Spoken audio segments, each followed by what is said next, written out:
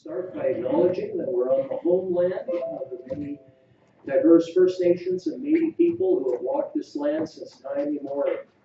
We are grateful to work, live, and learn on the traditional territory of Treaty 8.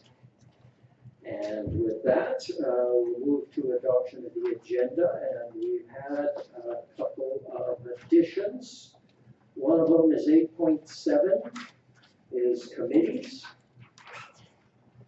And another one is 17.1, Native Friendship Center. Anything else? Councilor Stenos. So I'm wondering why council expenses and time sheets are not included in this agenda. Why don't we save that question until we get to the report, because I don't know the answer to that. But we can add that to our next agenda for the December ones.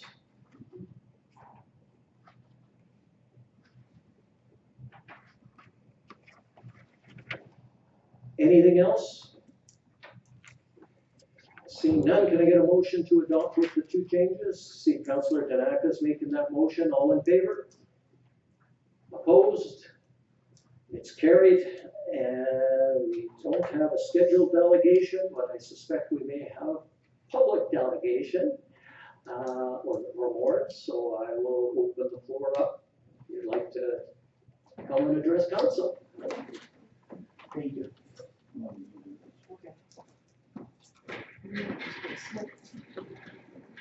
And we just, all of the ones that come in, we've got your 5 minutes to address council. We want to keep it respectful, and we can go from there. And make sure you announce who you are and what you're coming to speak on. My name is Barry Shakawi. I'm the president of the Friendship Center. And Carol, she's an acting ED at the center right now. And we are here just to assure Mayor and Council that the center is going to be operating. We just lost the funder, but I met with the Minister of Indigenous and our MLA, and we're gonna have, they're gonna be working on bringing us the funding, so we'll be kind of like, hopefully, like alone, so we could apply for grants, etc. So, and we had a meeting on Saturday, and I will let Carol just say a few things about our meeting was on Saturday. Thank you. Am I close enough to the mic? Yeah. So you guys all know me. My name's Carol Hamlin. You know I'm not big on public speaking, so I'm going to read my notes as always. So we're here tonight, first of all, to thank you for your support of the Friendship Center and to give you an update, like Barry said, on the meeting that we had on January 11th. Unfortunately, the meeting didn't go in our favor, and we are now an independent Friendship Center going through an appeal process with Alberta Native Friendship Center Association.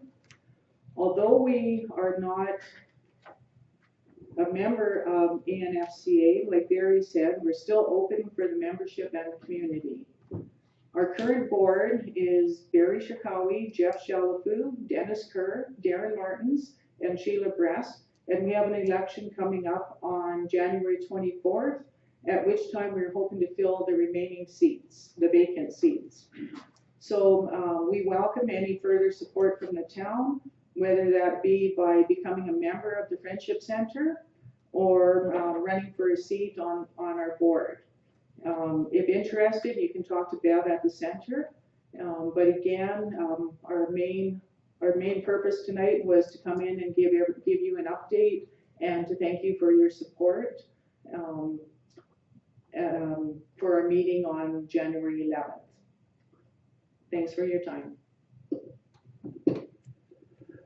So the place is not going to shut down. So it's open as usual operation. We're going to start having lunches coming up, soup, panic. The programs is coming back again, so everything will be as usual coming up. But we need help, and we don't need anybody to try to slow us down. If we get slowed down, that's gonna affect on the center. So we hope from everybody in the community to support us and be right behind us. It's like the way yourself, Mayor and James, thank you so much for standing up with us and help us. Really appreciate that. Thank you. And that's where we are. So anything you need, any question, please don't hesitate to ask. But the center will continue in business. Yeah. So. Well, if there's something specific, I know council would like to see the Friendship Center stay open. So if there is something the council can do, and if there's more letters of support or something, we'd be happy to do stuff like that, I believe. So let us know. And I'll open it up for any questions from anybody at this point. Councillor Danaka, then Councillor Wakel. My question is, what do you mean when you're saying you're now an independent center? So I guess we've always been an independent Friendship Center, but we were under the umbrella of Alberta Native Friendship Center Association. Okay, So we are no longer part of Alberta Native Friendship Center Association unless we appeal and win that appeal. okay. So based on that, your terms of reference and your bylaws and everything, those will all have to be redone because you're no longer part of that? No? No, Okay. no. The High Prairie Friendship Center has its own bylaws that we operate on. Okay, Alberta Native Friendship Center also has their bylaws, and we were a member of them. So okay, our bylaws still stand until Okay. changed by membership. okay, perfect, thank you. You're welcome. Right. How long will this appeal process take? Like, is this a 2-week, 2-month? We have to submit our appeal by 60 days prior to Alberta Native Friendship Center Association AGM, which is in September. So we figure we have to have our appeal in somewhere towards the end of June.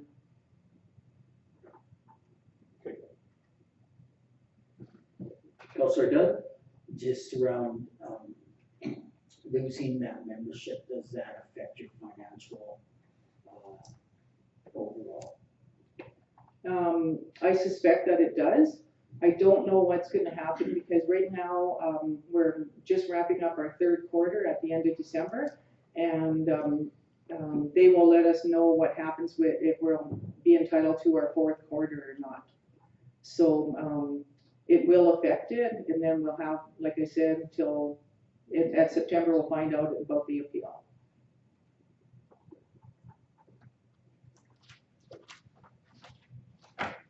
Anything else? Well, thank you for coming in and giving us an update on what's happening there. We appreciate that. You're welcome. Thanks. Thank you.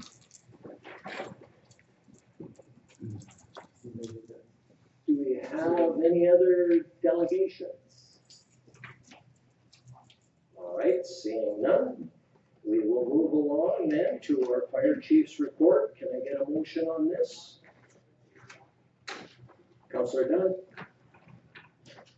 The council received the fire chief's December 2024 report for information. All right, and with that, I'll turn it over to our chief. Good evening, Mayor and Council. Just a couple of things I guess I can highlight on.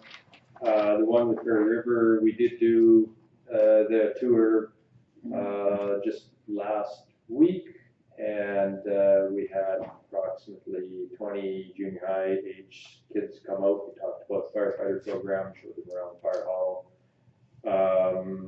Demographics, there was not very many kids from town, but there were from the county, and some of them sort of piqued their interest, so we'll see if that attracts anything for both us in town and also the county. The second item there is move forward with the FRIA grant. As I indicated before, we got approved for the FRIA grant. Paperwork has been submitted. We did receive three quotes from providers, presented it to CAO, went through it and picked Palisade Consulting,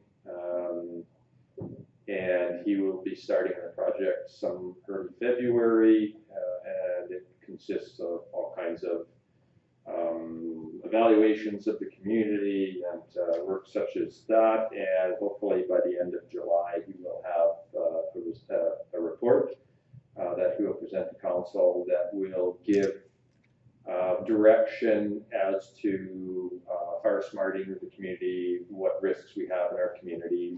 I did touch base with manager of West Fraser Mill just to advise him that this contract has been awarded and that potentially may be coming to the mill to assess. So just a touch base with them just as a heads up. And budget-wise, end of 2024 budget, everything isn't in, but from all accounting, from what I have that I have gone through my office, will be coming under budget in 2024. So, present that to council. If you have any questions, open the questions. All right. Changed your mind? No. Thank you. Yeah. Councillor Stanos.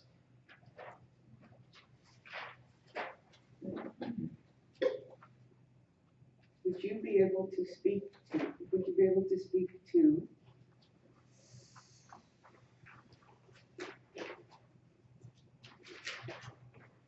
The next item on, do you guys want to, I'll stick around when if you want to talk about them, or up to you?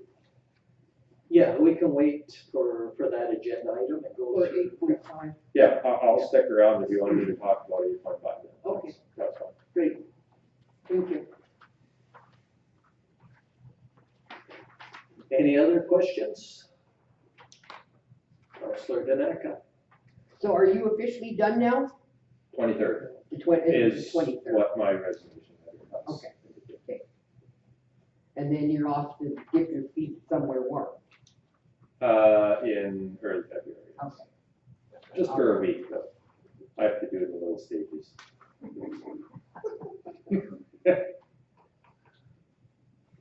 I had a question around the fire smarting in the program. Like, we did get the grant to get the research done, and I just wanted to refresh my memory, but there was grant funding dollars available to do the work too, but you had to get the study done, and then you could apply for the grant.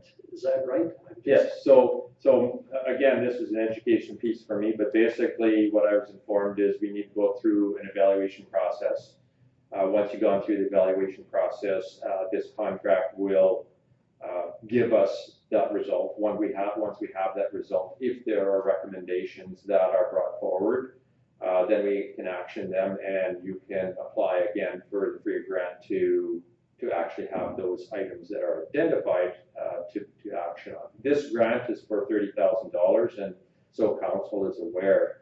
The way that the grant works is the town fronts the dollars, and once the contract is completed, then there's $30,000 basically sitting there for the town to recoup basically for the grant.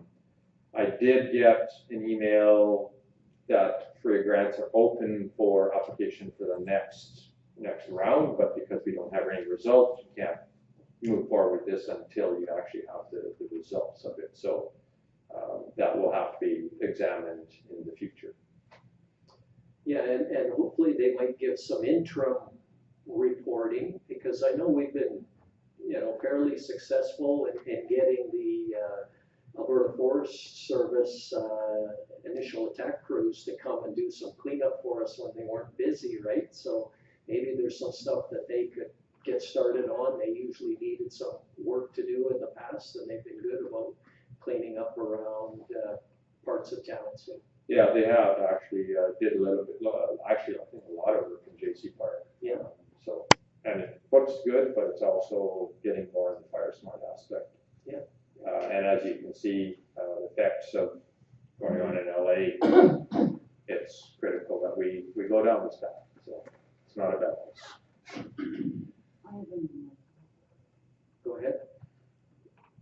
So I'm just looking at your stat sheet here. Yep. And can you clarify between the stars and the EMS and you have the running totals for, Okay, so my print, actually, the colors, I have the colors identified. So the red is stars, and actually, I think it was done in color here. yeah, it is in color. So It says stars is black, EMS is in red.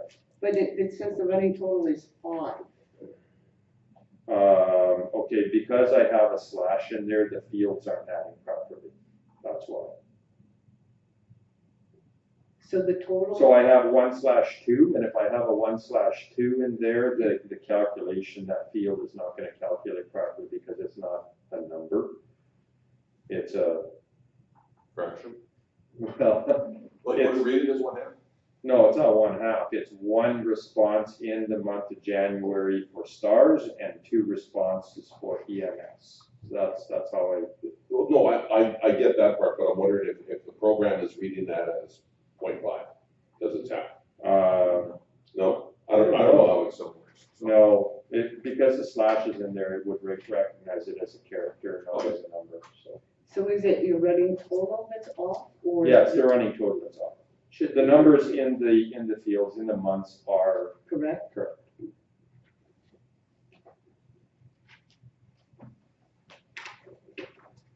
Okay, anything else? Well, thanks for staying around for these there's 2 other items for you, and we'll probably see you, but. I've got nothing better to do tonight. Yeah, thanks for the report at this point in time. We'll start with moving, we have the motion to receive it for information, all in favor? Is carried. Moving on then to our minutes. First one is the budget meeting on December 9th. Can I get a motion on this? Councilor Shishin. The council approved the minutes from the December 9th, 2024 special meeting of council as presented. All right. So shouldn't that read budget meeting, not special meeting? Oh, this was a special meeting. Well, it's a special meeting to discuss budget, so it's, yeah.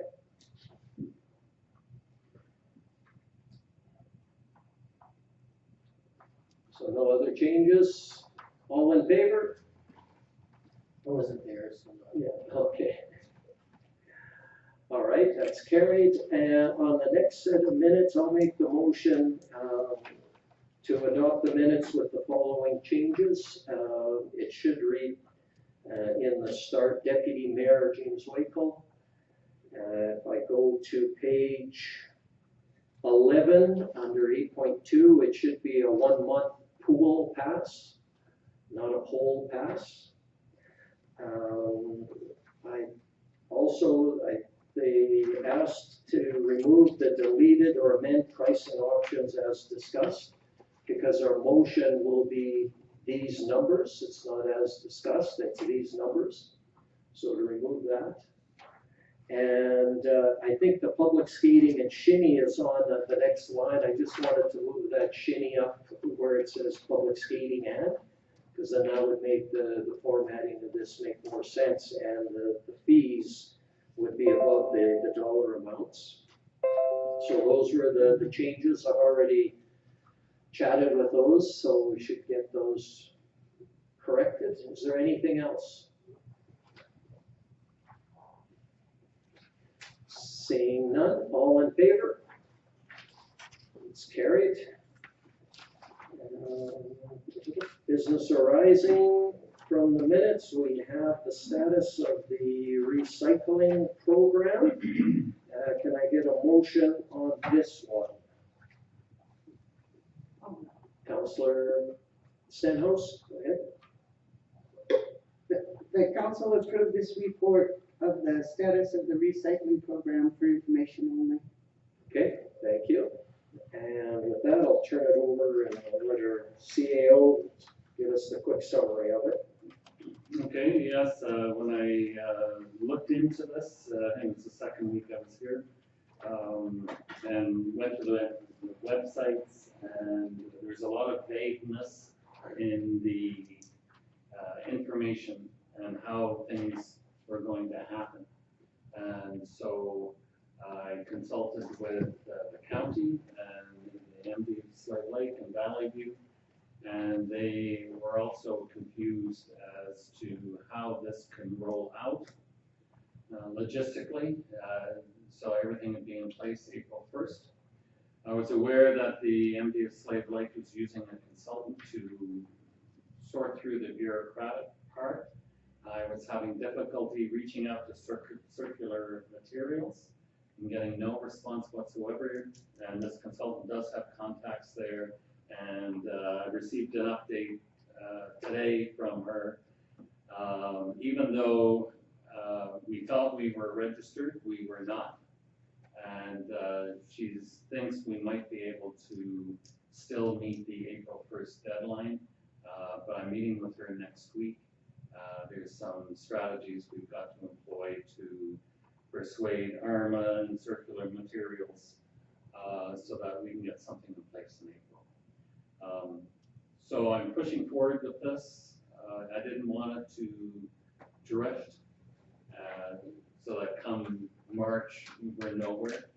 And so I'm more confident with the schedule that I've laid out in the report that we'll make progress this way. And if we don't meet April 1st, maybe it'll be May 1st.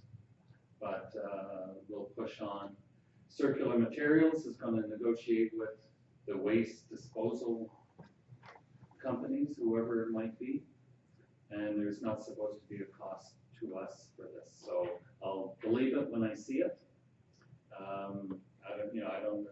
I mean, everything's vague, and I can't get answers from very many people, but I think we've got a good plan in place so that we can get this rolling.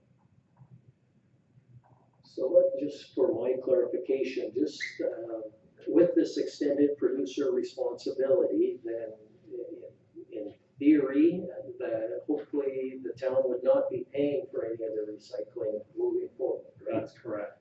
Okay, that's what I just wanted to make sure. That was sort of my understanding, but I understand it's still vague and it hasn't been implemented, so there could be a lot of issues before that all comes around. Yeah, and that's my understanding, but as I said, I'll believe it when I see it. It won't cost us anything, but that's what they say. That's what I read, and we'll see towards the end of this what happens. The other question I had, were you able to get any prices or what other of the communities were paying for their recycling? No, I didn't ask what they're paying, but that's a good, I could reach out and find out. Yeah, I'm just curious if, because ours went up 300%, and then it dropped down a little bit, but still it was a huge jump. And that's what I'm wondering if they were putting that in to try and pad their pockets once that EPR came in. Well, other municipalities might still be under contract. Yeah. Whereas ours ended December 1st, so that's the only difference, but I can ask. All right, anything else on this? Councillor Danaka?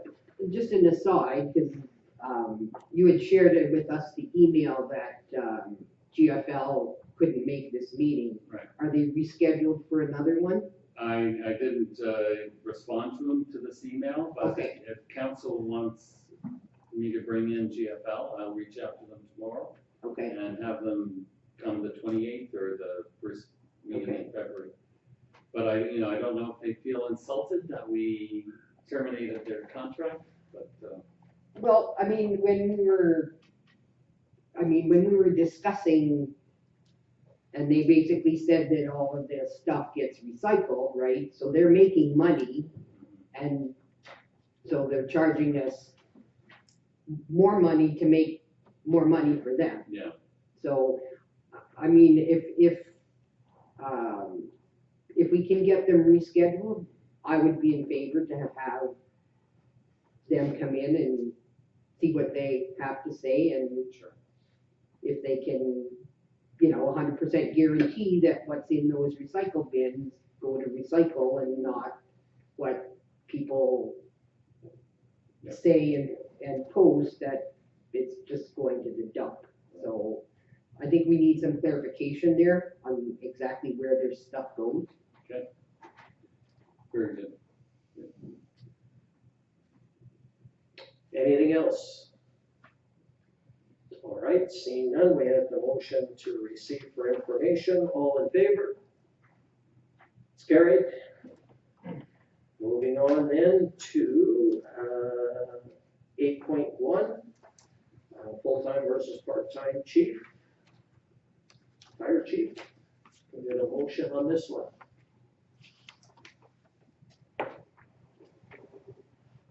Councilor Dunn? That council approve a transition from a part-time fire chief to a full-time fire chief, representing a $30,000 to $34,195 increase to the fire service operating budget. Okay, thank you. Discussion on this one. Councilor Waco. Yeah, has there been any interest in the position, and anybody sniffing around, or? I haven't heard of anything. Trevor reminded, the fire chief might be aware. Again, we haven't posted anything because I need a decision one way or the other from council, whether to go part-time or full-time. Well, it's gotta be full-time, I think. Trevor's made that fairly clear. He had a full head of hair when he started. And, talking to David Reynolds of the county, they weren't, there's no objection to us increasing our fire services budget for the salary or having a full-time. And, he's in favor of us going full-time with a fire chief here. It just helps them, it helps us. Know that there's a lot of, it's changed so much in the last 25 or 30 years that it's not a volunteer position anymore. There's too much time that's involved in it. And I think we'd be hard pressed to find any community that has strictly volunteer right across the board. At Slave Lake, I think they've even got a few paid firemen. They've got a volunteer base, but there's, correct me if I'm wrong there, Trevor, does Slave Lake not have some fire guys on the payroll? I think there's at least eight full-time staff. Yeah, so, thank God for volunteers. Councilor Kanaka. As Trevor had stated in his budget presentation, which basically is on here and I believe was put in our budget folders, and as Councilor Wakel has said, it's basically transformed from being volunteer to a full-time basis with all of the current rules and regulations that need to be enforced and by communities, businesses, et cetera, et cetera, et cetera. So I think now's the time that we really have to give serious discussion to making this a full-time position.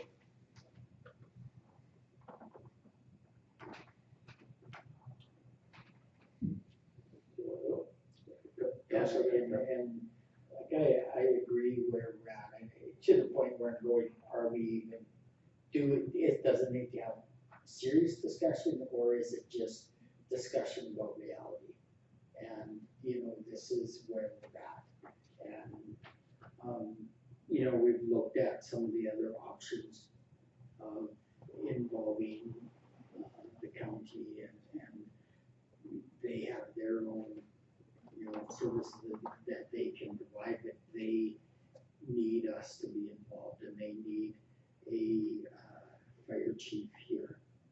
And so I guess the discussion I feel needs to be, how do we go about acquiring a fire chief?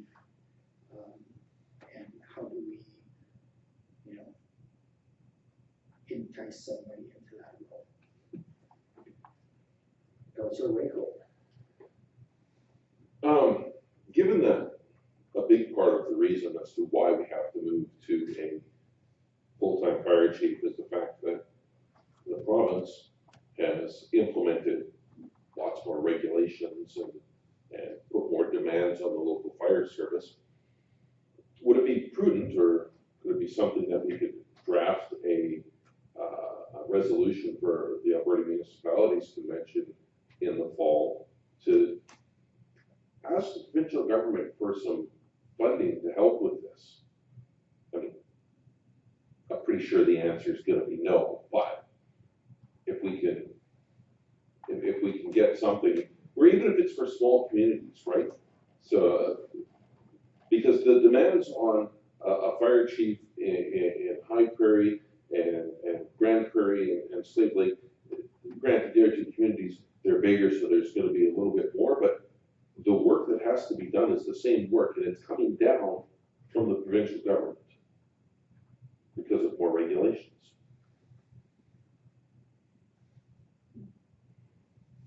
I don't know, that is, Just my thoughts on that is, we'd have to find out what were those regulations that are causing extra work, because I don't know those extra jobs, and maybe our fire chief knows exactly what's going on, but I couldn't say, well, this is causing extra work and is causing us to move from a part-time to a full-time. I don't know that. I do know there are some changes, and there's things in there, and we also, as a council, really want to see more of the inspections going on at some of these businesses and premises, just to make sure that they're meeting code and that kind of thing, which is something that I think is good and would support moving the fire chief to a more of a full-time role. And, you know, going to Councillor Dunn's question is, how do we get somebody? I think it's we advertise like we do any of our positions and see what comes out once we advertise and promote it and see what we get. I see it was really good to see the wage range that came from Alberta municipalities, where what we were proposing is right in that range of maybe a little bit low at the low end, and we might want to go above it. Just my thinking is, it looks better if it's above 75 to start, but that would be, you look at the range from the Alberta municipalities, I would be in support of using that range versus the range of 72 to 89. I would look at it from 77 to 89, and it just might be more attractive to somebody looking at it. That's just my thinking, but we'll have to make sure we first of all agree that we want to do this. Anybody else? Councillor Yushisha. Yeah, I just wanted to say, you can't, it's safety, right? And it's, a safe community is extremely important. And, I think we just have to look at the news and look around, times have changed. It's changed immensely. So, you have someone full-time, they're fully committed. The pay range is important, that we can get someone or entice somebody to come in. And, and I think too, when I look at this, I look at the cost, or source of funding, it really says it right there. I don't think there's anything, of concern there. I'd like to say, when it comes to safety, I think that's very, very important. And I think they would be very, very busy as well. So, full support of that. Okay, anybody else? Councillor Stenhouse. So you wanna start with 77 to 89, that's the starting. So how much will this increase our budget year after year with wage increases and benefits and stuff like that? Sorry, how much? Yes. We would add, I think, I don't have Shandy here right now, but, I think we're somewhere between a 2 and 3% increase on our salaries and wages and benefits, somewhere in there. So this is just one position, so it's not going to increase the percentage by that much, but it's overall our workforce, so. The thing is, will we attract anybody if we post for a part-time position? And probably no. And will we attract, this is, as a small community, this would be an excellent entry-level fire chief position for deputy fire chiefs that want to get that experience. And they may only stay here 3 or 4 years, but at least we know we'll have a revolving door of, we'll be able to fill that position if it's full-time. So, sometimes you have to bite the bullet and not change the position because we know the workload and we don't want really volunteer firefighters shouldn't be doing administrative work. They're there to volunteer to fight fires. And as our current fire chief has said, they're not really interested or motivated to do the work that really Trevor's taken on. So in that way, I think, this is a good move. If we go to full-time and offer that salary range of 77,000 to 89.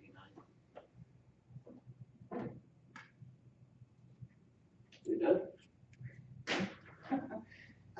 I didn't question going from part-time to full-time. My question was, how much would that increase our budget? In the RFP, it lists that out at 30 to 34. Okay, that's for 1 year. That's For a year. For 1 year, yeah. That's the increase in budget, yeah. Every year it will increase. Every year, there'll be an additional 30,000. That's, if you compare it to this year, it'll be 30,000 in perpetuity. It's gonna be 60,000 next year. So if you're thinking we're gonna increase every year 30,000.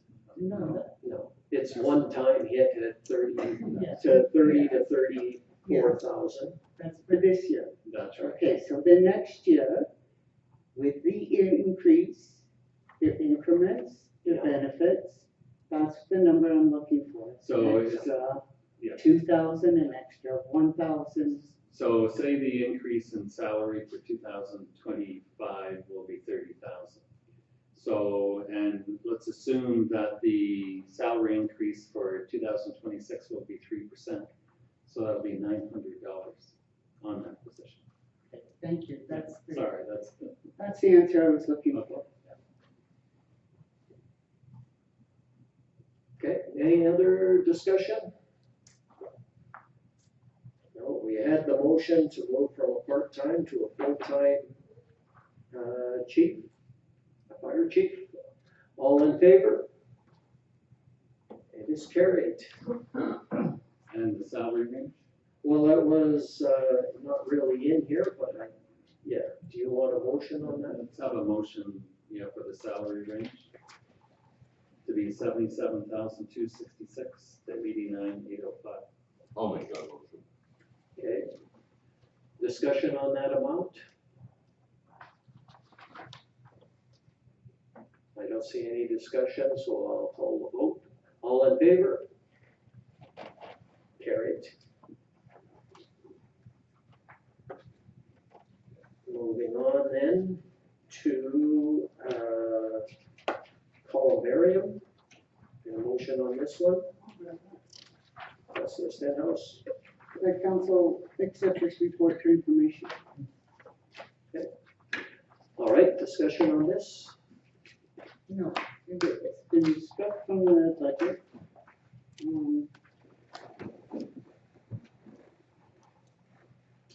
It's not a need for that. Okay, Councilor Dunn? I'm going, is it a need right now? or is this something we need to look at 10 years down the road? I believe that, I mean, we certainly do have people dying in our community, but if you look at our grave sites, there's still quite a bit of room there. But, maybe down the road, we can look at it. Because it adds for, using less land and, putting more people in, and especially the more people go to, as they go to, cremation and stuff like that. It might be the thing to do. But, I'm saying, receive a report and play it back out in 5 years. Just turn it on. I'm a little bit different. I have a different perspective in that there isn't anything in town that's available for people that are cremated. So I think it's something that our residents would like that option. And although it is sort of a one-time hit to our budget, at the end of the period, this would pay for itself, right? You charge as much to make sure that it's paying for itself, and it gives us, our residents, an option, a place to put their loved ones, and a place to go and remember them in the future. Whether it's a plaque on the memory wall, or whether they want to get the, I don't know, what do they call it, the niche for the ashes and stuff. I think it's an option that we don't have in our town, and I think it's something that we should have, because more and more people are getting cremated, and there isn't an option for them. And it's a one-time hit, but in the long run, it's going to pay for itself, and it gives our residents an option. Councillor Danaka.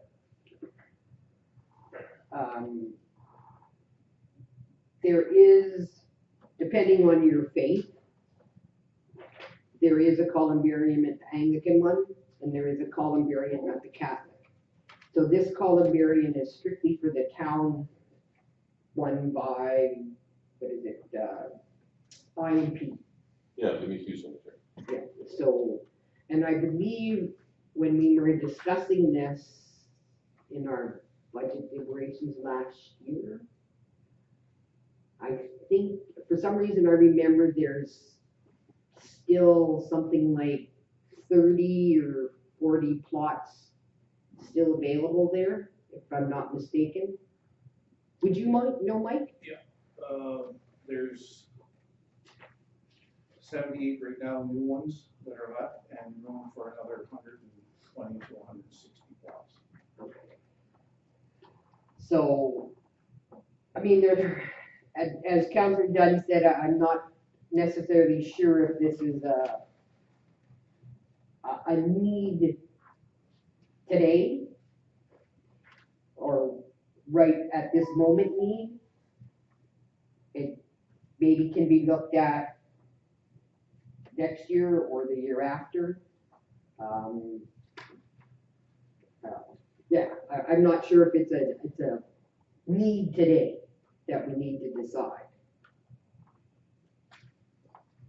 Councillor Dunn. So two things. Have we explored with the people that manage the grave sites as to what they see?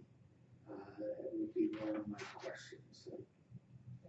As Donis or Councillor Danaka said, there is one that can be utilized already. The second thing is, when you say there are no options, there are options. You put a tombstone up, and you put your for me it was parents. You put the urn at the end of that tombstone, or dig a hole under the tombstone, and you put them there. So, when I say there's no options for people that are being cremated, there are options that you can take, and not everybody wants to even bury them in the ground or put them in. A lot of people take their urns and scatter the ashes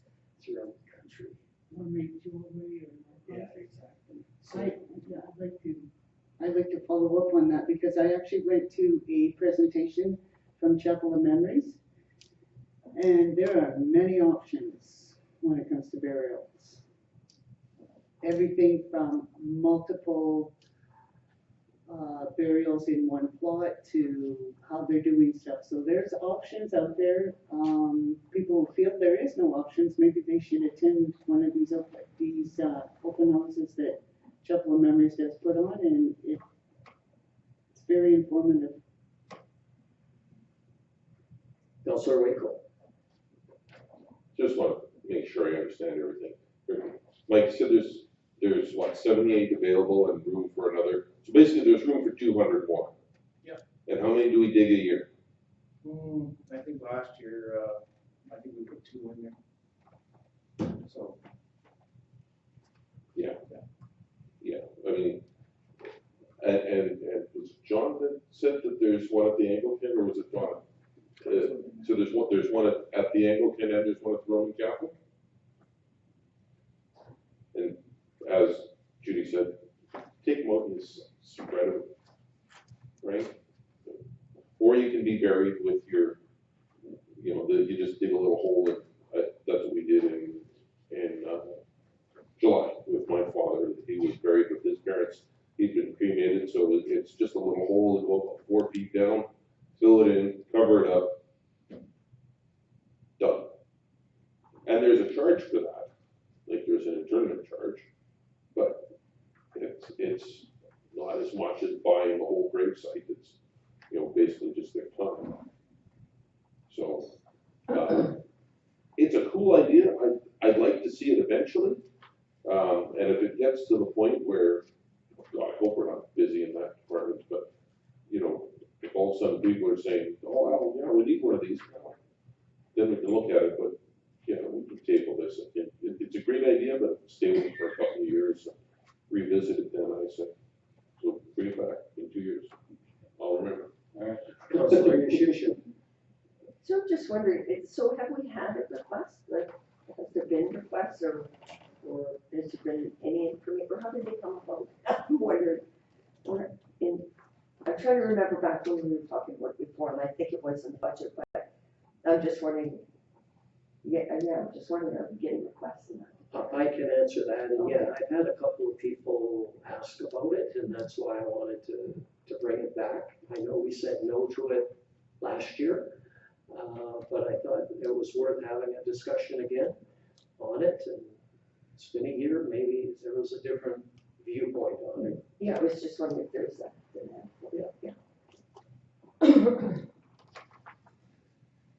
Okay, any other discussion? Okay, we have a motion to receive this for information. All in favor? Opposed? It's carried. Appointment to the library board. Get a motion on this. Councilor Waco. Council approved the appointment, actually, this has to be worded differently, I think. Council appoint, Big Lakes County Councilor Ann Stewart to the High Prairie Municipal Library Board, retroactive to October 24th, 2024. Because it's our library board. We appoint people.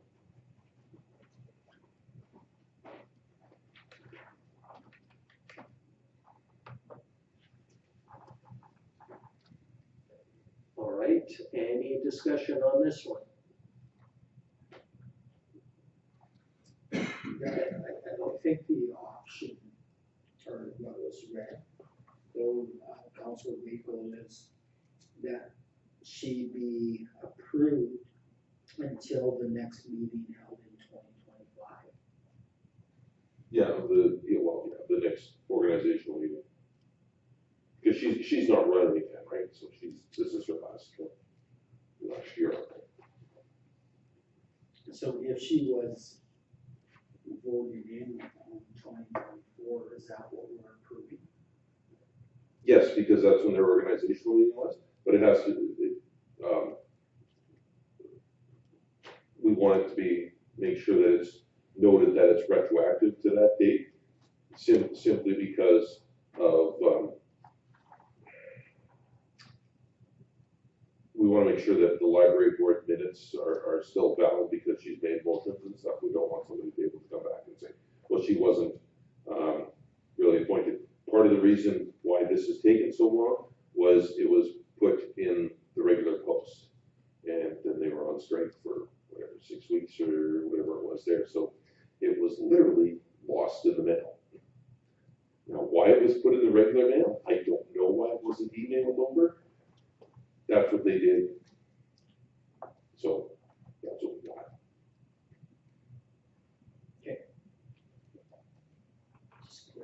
Okay. So the motion is to appoint Ann Stewart to the library board, retroactive from October 24th, right through till the Big Lakes County next organizational meeting. Yeah. All in favor? It's carried. Moving on to item 8.5. Oh, sorry, I missed one. Yeah, oh, okay. Appointment to the library board member at large, sorry. Get a motion on this one, Councillor Dunn? The council appoint Katie Lucci as a member at large for the High Prairie Municipal Library Board for a 3-year term that begins on January 8th, 2025 and ends on January 8th, 2028. Okay, discussion on this one? Yes. Councillor Stenhouse? So how many people applied for this? Like, this just seems out of the realm of how we've done it, that we've had applications come to us and then they've been chosen.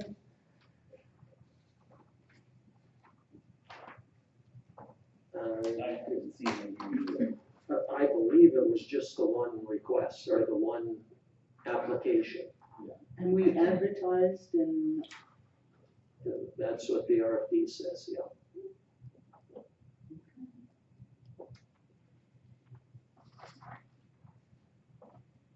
Okay, anything else? Just a note to administration, once you make these, can these be sent over to the library for seeing what it is? Thank you. Okay, anything else? No, all in favor? It's carried. Now we can move to 8.5, invoicing for uninsured properties in the county. Can I get a motion on this one?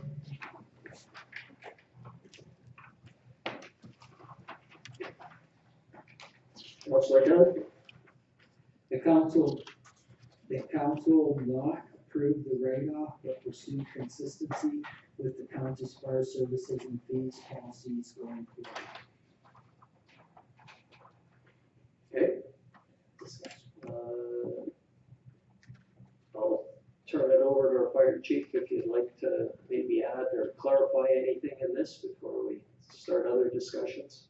I think actually it explains it fairly well, but if you guys have specific questions, I'll be glad to answer them. When I first met with David Reynolds, this is the very first thing he mentioned to me. The county, it's very much on their mind that one of their own constituents has this bill, and that they don't invoice when a property owner has a fire and he isn't insured. So anyway, that's why, you had mentioned it, I think, the previous meeting,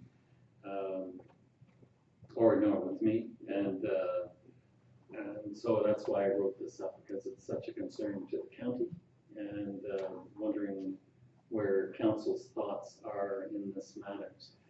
Here it is mid-January, so we, if we're gonna write it off, this is the time to do it, by the end of January, so that we can close our books. And, but I recognize that, this is a council decision. Councillor Stenhouse? so in the past, how many of these invoices have been sent out?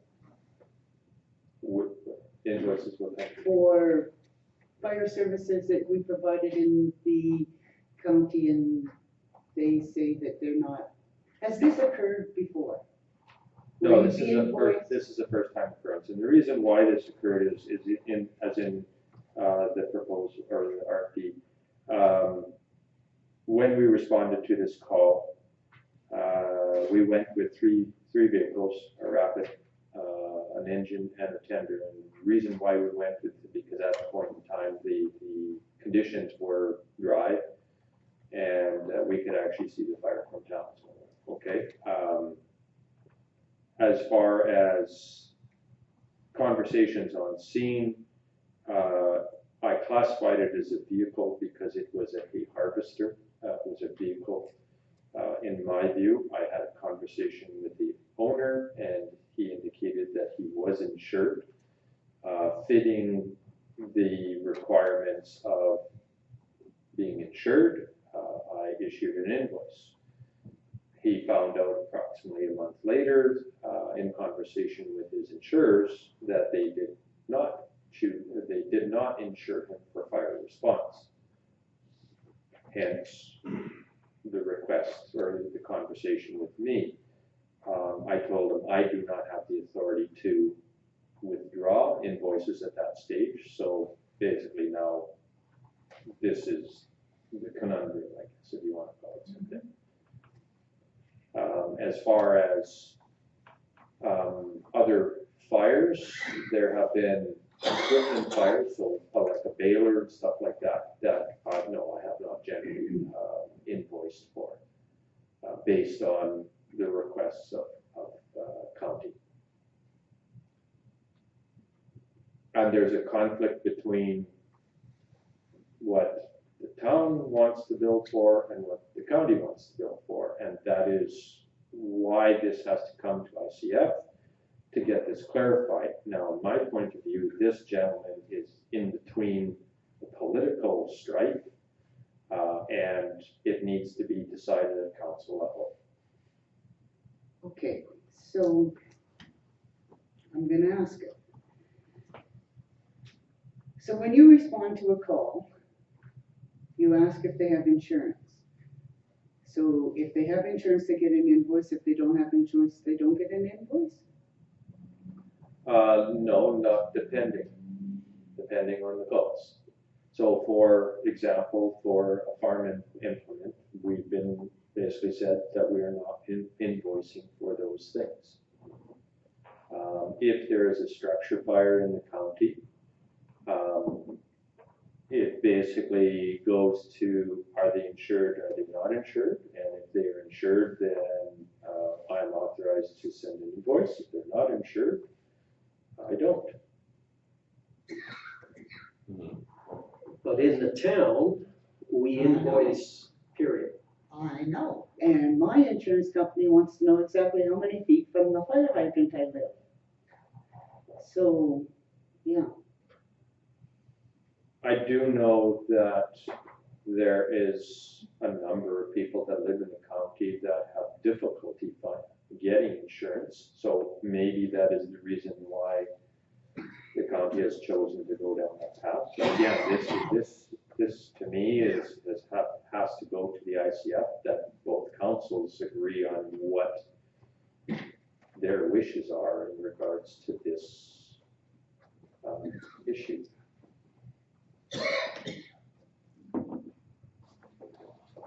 Councillor Waco.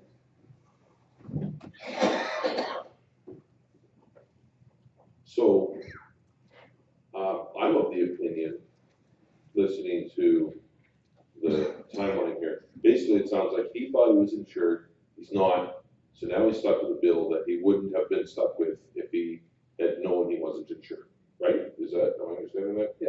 Okay. So, given that, I would be in favor of canceling this particular invoice.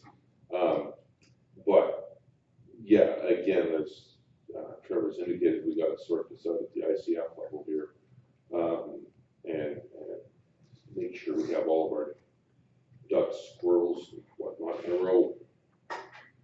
Because this is just a matter of somebody not realizing they weren't covered for something they thought they were. we all know that insurance companies like to look for that loophole. So, given that, I will vote against the current motion, and hopefully we can defeat it and then, forgive this invoice. Okay. Go ahead, Councillor Martins. Trevor, did the county fire department also respond to this fire? No. So, let me clarify that. We are actually the county fire department, right? We are responding with county equipment. So muddy the water a little bit more, I guess, in a sense. We respond with county equipment. Okay. Yeah, it's kind of a tough question because on one hand, we have had fires in town and we have charged them, when we look at residents of High Prairie, there's an expectation that they get fire insurance and that we can recoup some of our costs, right? But the county has a different policy on that. And so, we're working with two different policies. This one happened to be out in the county. How would we ever collect this if we kept this on the books? So this particular instance, I don't believe they are a ratepayer. I could be wrong on that. My understanding is he is a private contractor that provides services to farmers in the community. So the county, just like any vehicle driving through town, right? If you have somebody that's driving through town that lives in Edmonton and has a motor vehicle accident, the invoice is going to go to the insured. There is no necessarily positive way that we are going to collect on it unless the town chooses to go to a collection agency because there's nothing to hold that person accountable, right? If it is a structure within the town has the option to put it onto the taxes. We can't bill county residences for structure because we don't have the authority to do that. So basically the way that it works is I send a bill to the county sends a bill to the property owner. But because this is a vehicle that is not fixed address, it falls into that no man's zone. So yes, I totally agree that needs to be clarified for the future so we don't have these question marks moving ahead. But yeah, and the RFD brought up a good point of, in some ways, if we don't bill them, then the town residents are in some way, shape, or form subsidizing the county residents, right? Like there is that perspective. However, the county does contribute to our fire department and pays into that, so that could be, considered covering that. So it's like you said, it's a conundrum. Yeah, and I have, I've been following the general guidelines of what, from what the county expectations are, the town expectations, but this one has fallen between a gray zone. Councillor Stenhouse. So can I ask, this 6,800, is that time and wear and tear on the vehicles? Is that everything combined? That's everything. So sorry. Is there any way that you could separate that you're not billing for the trucks and just the time? If council wishes, but again, I don't have that authority to change the invoice. That's if you give me a direction and say, hey, listen, go re-examine the invoice. But to give you an idea of the invoice, I looked at it and it was approximately half hour to 45-minute drive to location. So basically, it was down far west side of Gilwood Road. if you have kind of an idea there. Just about Gilwood Road and Sunset House Road, that's how far down it was. So a lot of that is drive time. The first unit is our rapid response unit, hit it quick, knocked it down. There was a lot of rubber and stuff burning, so we used all of the water in our engine. And if we didn't have our tender unit there, then we would have had to stop, pull our truck up from the dugout, come back. So we did use all of the units. We used all the water in our tender unit, we used all the water in our engine, and we used all the water in our rapid track unit. So we actually used all three of those vehicles. If we had the tender show up and it didn't use it, generally I'm not going to charge for it because it wasn't used. It drove there, but it wasn't used, right? So we used all of those vehicles by the time we got back. Again, putting trucks back into service, meaning washing all the gear. We had SCBA. We're working around all the toxic smoke. We had the hoses, so we need to wash the hoses, wash the trucks. By the time you put all that together, I believe it was either 3 or 3.5 hours for the responsive call. But technically, those trucks are the county's trucks. Yes. So if we could separate the invoice that we don't charge for the county's trucks, but just our time, Do you want like to start separating all of that for each and every call? Or just for this? No, just to sort out this one, because Give me direction. I can identify just the manpower costs. I could do that, which is not going to be actually that much. It's 3 hours.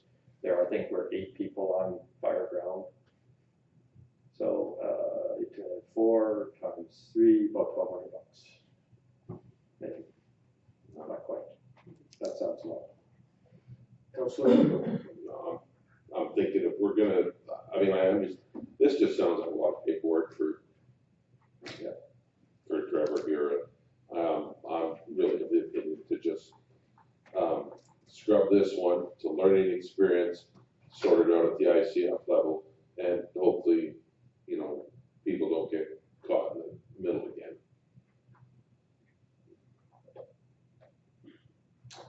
all right, any more discussion on it?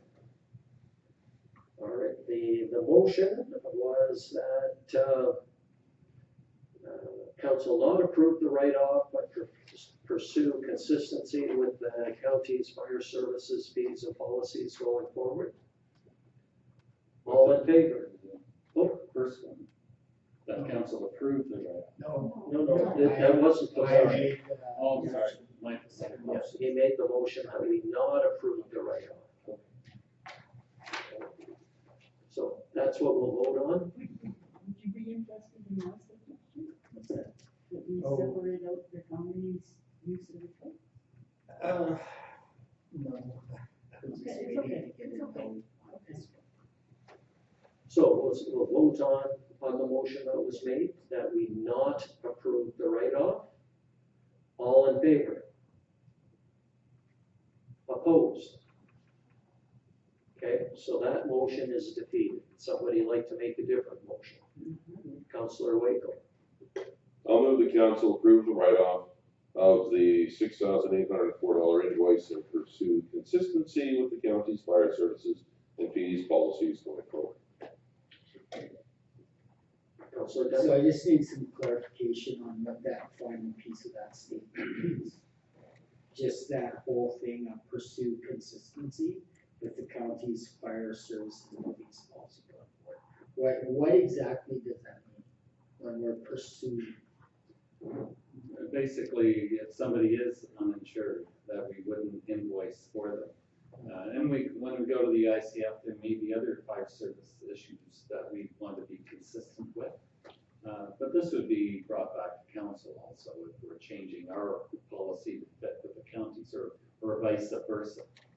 So that's all that means. Or maybe we're not consistent but agree to be different, right? Like we're not the same. That's right. Sort of like what we are now. But at least have those discussions and make sure that it's very clear what would happen. Okay, any other discussion on it? Seeing none, all in favor? Opposed? All right, it's carried. 8.6, Highway 2, and 749 rehabilitation project. Motion, Councillor Yashishin. The council approved going forward with this project and have administration council lobby the province to provide enough funding to the Department of Highways. All right. Any discussion on this one? It's pretty straightforward that, we've had sort of a promise from the province that they were gonna redo our highway. We wanna make sure that they do it, and when they're redoing it, we need to look at whether we wanna redo our water and sewer that's underneath the highway. But also trying to make sure that we get the sidewalks and curbs redone along the way too.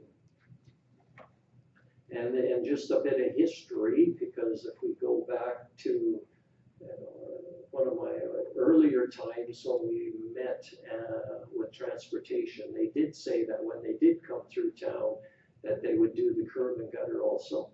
So I don't want them to try and get off the hook on that one, because they did say that years ago, that's what they would do when they did come in.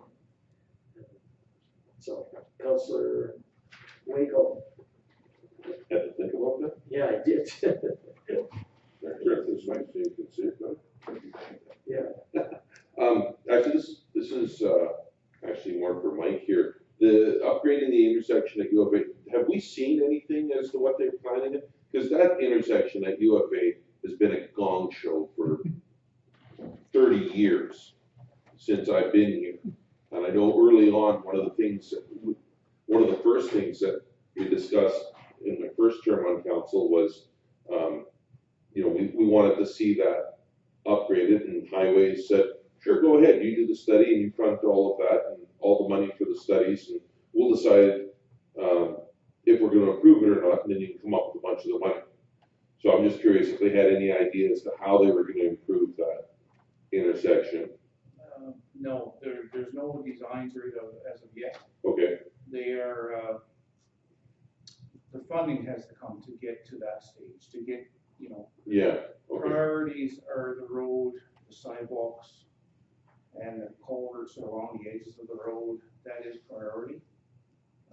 That's what I told them would be priority. If more money comes in, then we can do the changes. But, he was looking at the West Fraser thing out there, and he said, it needs to be different. It needs to be. that was their idea. Well, different guy, I guess. A roundabout there, I don't think would work. No, I don't, roundabout or something similar, he said, whatever that means. Put another lane in? That would be easier. Like widen it just some more. Anyways, that's, okay, and the other thing, I guess, is just, when they do this, can we make sure they don't pave over all of our manhole covers this time? Yeah. Because they did that last time. So lots of questions yet, and this will need some big funding dollars, and we'll need to find out what the cost would be for our portion of the sewer and water and build that into future budgets. But it is a couple of years away, and at least this is saying, let's keep lobbying the government and getting some dollar figures so we know what our portion is going to be at that point in time. Because you don't get many opportunities to do this. I think they really got to look at it. We need to change it. Getting the money together for 2026 when they're likely going to do this, or 2027. Well, it's been 20 years or so since they did it last time. So it's funny. Okay, any other discussion on this one? All in favor? Opposed? I don't know if I got your vote. Yeah, man, we're not gonna do I saw it. Oh, did you? Sorry, I missed it. Okay, that's in favor. So it is carried then. The addition, 8.7, committees. Motion on that.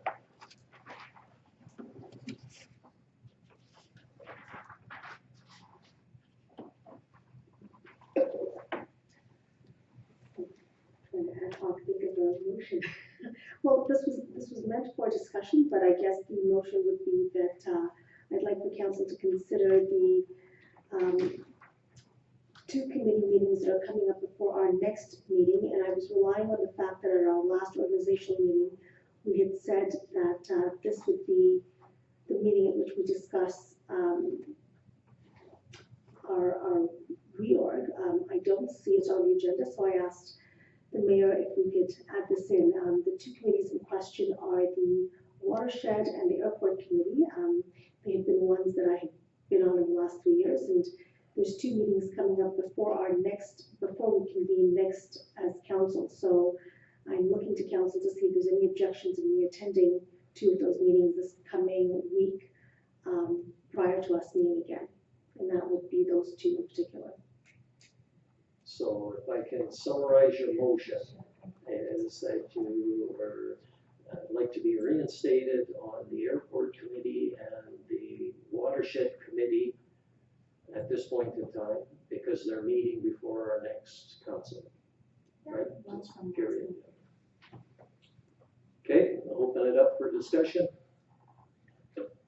Councilor Banaka. Do we not have representatives already attending those, the watershed and the airport? I'm sort of confused. Well, we do, right? We have members all assigned to all of the committees. Yeah. But if we go back to the sanctions of the Yes. inspection report, that the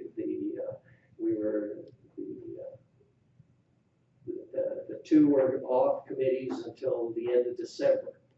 That was what what our motion was at that time. So Okay. this is now January, and they have the meetings, and she's asking to get back on those 2, because they are coming up, and they were ones that she was on previously. Councilor Wakefield. We killed probably maybe 2 birds with 1 stone here. Judy, are there any of the committees that you were on that you know are meeting in the next couple of weeks before our next meeting? Because we put Sasha back on hers, put Judy on those ones, and then at the next meeting, have our committee chart out and sort it all out from there. Because it was until the end of December, right? So do you know, are there any of those meetings coming up that you know? Don't know, don't care, I don't want any committees. Okay, all right, well, then that solves that. I am on the watershed committee, was sitting in place of Sasha, and I will gladly give that up because I'm just running out. All right.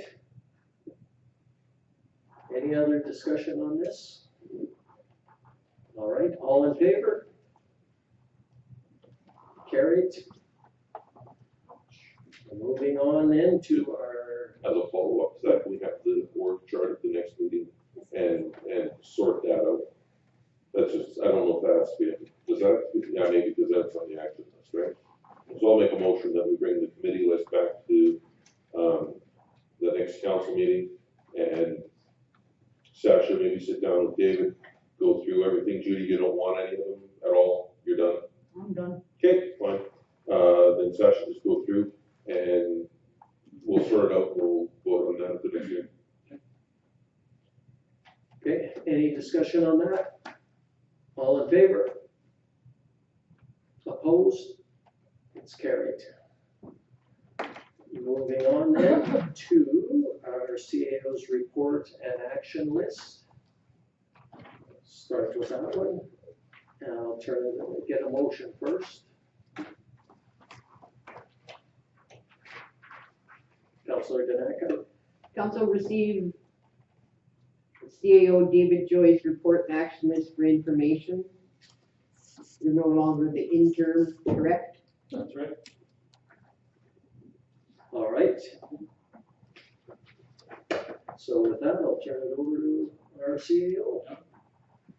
Well, the first month that I've been here, less than a few days for Christmas and moving into my house and everything, but just getting information from different people, and as I mentioned before, I've met with the county, and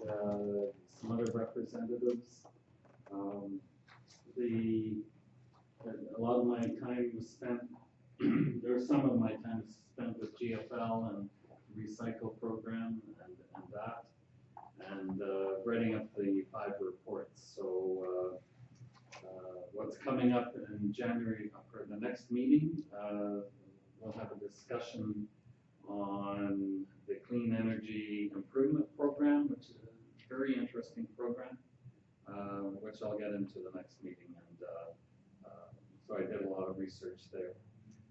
Other than that, that's basically it. I've met with all the departments, all the employees. So I've drank from the fire hose a bit in the first month, and just getting my feet grounded. Did you use the 65, Trevor? No, better go. Okay, so I'll open it for questions. We'll start with Councillor Wakel, then Councillor Stenhouse. We'll go with this long-standing one here on this telecommunications tower that MMSA was supposed to have something to us by June 1st of last year. Are we shooting for June 1st of this year, I guess is my question. He's meeting with me next week. Okay, so hopefully we can Get some information. Yeah, find out what's going on there with that. And then this, what the heck is this? Oh, the Tourism Society, that'll be added to the next agenda then, I'm assuming. Yeah. But the telecommunications policy, he told me this morning, he's drafted something for my review. I haven't received it yet, but should be coming in tomorrow.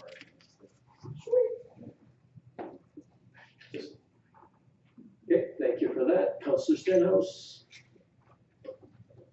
So I guess I'll start with my first question as why council's time sheets and expenses were not included in the agenda. That's probably my omission. I didn't realize it should be, but we'll make sure we do that. Okay, thank you. And the next question is, December 11th, you prepared and posted the fire chief. Oh, you caught that mistake. I prepared, but I didn't post. Okay. I think I was about to post and then held back and wrote that report on the part-time to full-time. So actually, I saw it here today. So, oh my goodness. So It's all good. and say, will council spot that one? Oh. Judy spots. That's be pretty good. So my mistake. Okay, that's it, thanks. So I just want to be reassured that our time sheets. Okay. We'll make sure. Councillor Danaka. Just on your report, interviewed a bylaw enforcement officer candidate. Was that a successful candidate? We had 2 people apply, one backed out before he interviewed, and so we only had 1 candidate. Okay. And so we did interview him, very young, came across well. You know, we're fortunate. I did ask Alan, you know, the bylaw enforcement officer, does he feel comfortable with just, we only have 1 candidate? But that's part of the, you know, the challenge of being in High Prairie. And he was quite comfortable that he could train them. And we had, this officer had experience through the Alberta Health Services dealing with mental health patients. And so he, you know, homeless people and people like that. So he had that kind of experience. But, anyway, so he accepted an offer from us. We'll be here in the next couple of weeks. Okay, anything else? Judy, can you refresh my memory? When, I don't see anything in, I thought it was a motion, unless I can't see it, regarding the taking over of that one property. Yes, that we had discussed. yes, I made that motion, I believe it was right after the public auction, Yes, that we take over that land. yes. I don't know where it is, it's Okay. in the black hole somewhere. So that's a question for our CEO. Do you know where we're at with that one house that we took over? They hadn't paid their taxes, we took it over, or we moved to take it over. No, but I'll get that information.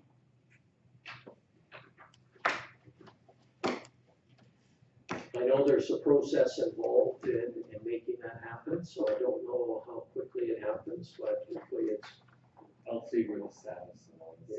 yeah. And actually, also, we were to remove Santa's workshop here. That was a discussion we had, that we were going to remove, it used to be the old visitors information center, and they call it Santa's workshop. And that seems to be a very popular hangout for, Vagrants. Yes, because I thought we had discussed moving it to the Yes. campground. yes. Yeah, like last year, wasn't it? Yeah, it was last summer. Yeah, because there had been a lot of That's why it's vandalism boarded up. That's sort of the stashing. Well, and I know it was, one of our CEOs reported that it was going to be moved, and then I don't know what's happened, that it was never moved, so. Maybe Mike would know the answer.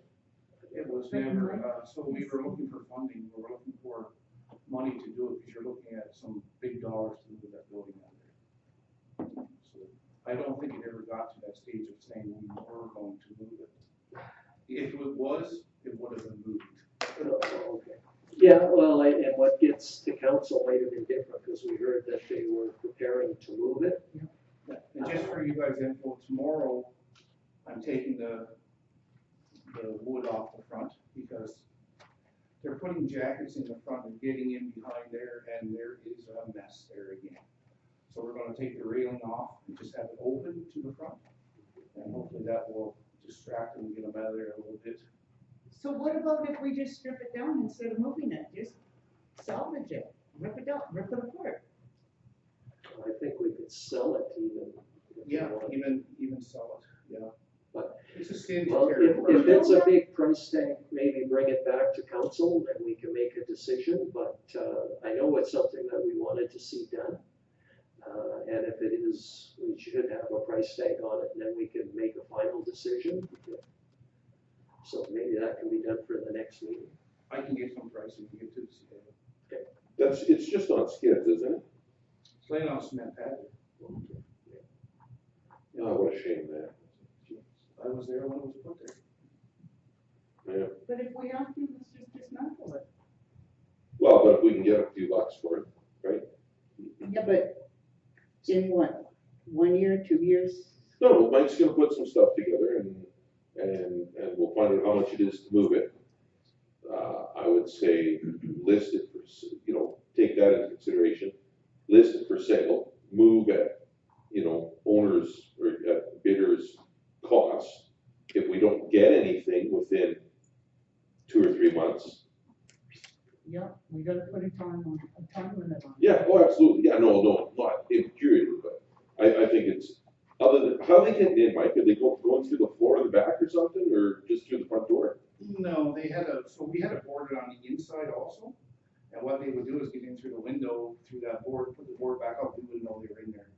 So now we board inside and outside, so that's why it looks so bad there. Oh, good.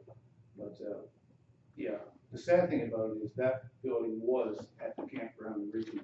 Yes, and we moved it here. And it did work for a few years when we had the tourist information center there, but we no longer have it there. Yeah, we have to come up with the new Santa's workshop. I like the idea of selling it. And I think it will probably sell. But a quick sale. Yeah. Like you can't sit there for years. You would have to sell it according to the people that are going to move it and the cost of moving. We would have to look at how much we would sell it for, because it's gonna cost people to move that, so. All right, anything else for our CAO? I had just one thing that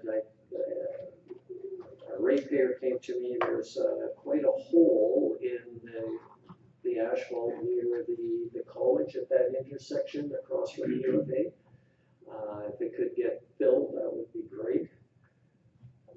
Somebody hit that and said, yeah, it's big and it's deep.